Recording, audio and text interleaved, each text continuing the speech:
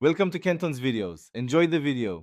You begin at the printer, power it on and wait until the home screen is stable. Once done, make sure you have the exact SSID and Wi-Fi password. These are case-sensitive, so check capitalization.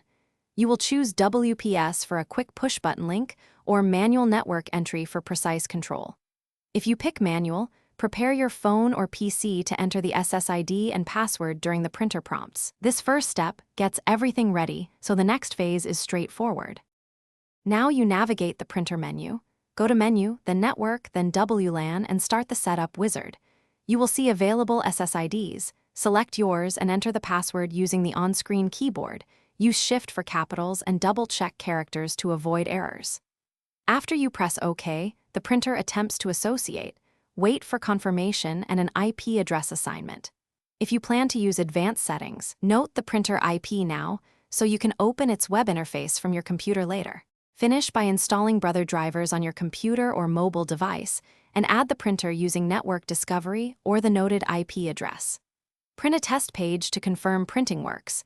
Check ink, paper, and that your PC can ping the printer IP. If the printer won't connect, try WPS if available, reboot the router and printer, or reset the printer's network settings and repeat the wizard.